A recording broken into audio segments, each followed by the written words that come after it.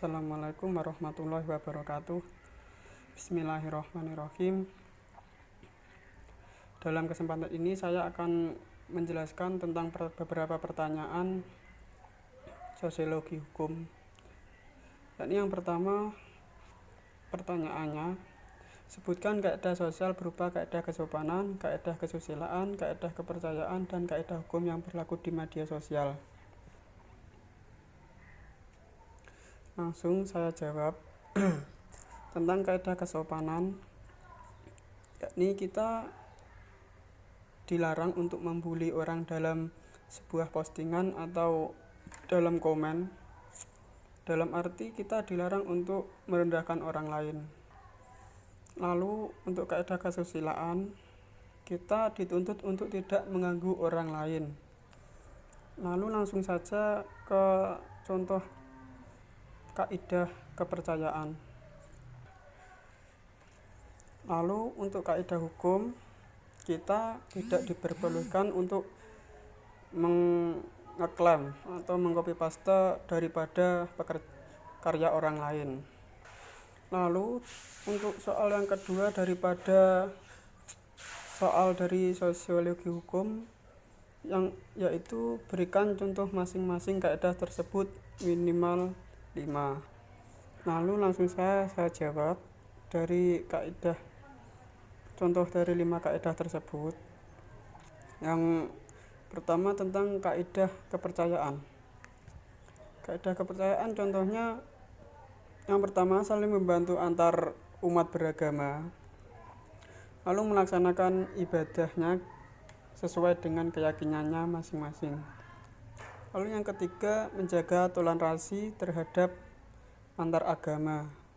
Lalu yang keempat, saling menghormati antar agama.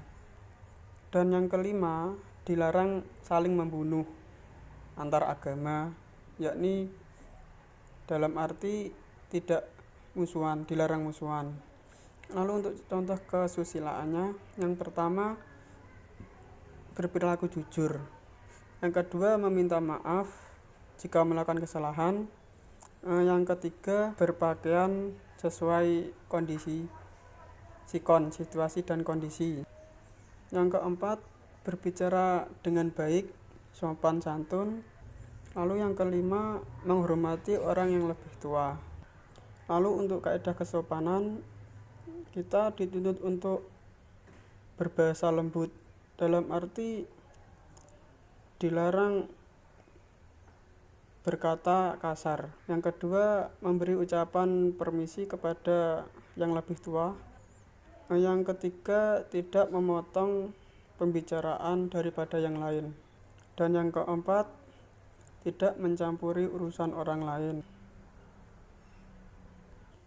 Lalu untuk kaidah hukum, kita dituntut untuk tidak mencemarkan nama baik seseorang. Dan yang kedua, kita dituntut untuk tidak membuka aib seseorang, yakni privasinya. Lalu kita dilarang menghack, dalam kata lain membobol akun seseorang. Dan kemudian kita dalam bermedia sosial dilarang untuk menyebar atau mengirim gambar yang senonoh atau tidak pantas dilihat. Lalu untuk soal yang ketiga, berikan contoh pelanggarannya minimal 1 untuk tiap kaidah dan sebutkan apa sanksi yang diterima pelaku. Untuk yang melanggar tentang kaidah kepercayaan seperti tidak melaksanakan kegiatan ibadah, maka akan mendapatkan balasan di akhir kelak, di akhirat. Lalu untuk yang melanggar kaidah kesusilaan, yakni berupa menyebar gambar-gambar yang tidak layak dilihat, maka ada balasannya, yakni sudah diatur dalam UU ITE, maka akan dilanjutkan dan dilaporkan kepada pihak yang berwajib, yakni Pak Polisi. Lalu untuk yang kaidah hukum, contohnya kita ketika dalam grup Facebook kita melanggar aturan yang berada di grup itu.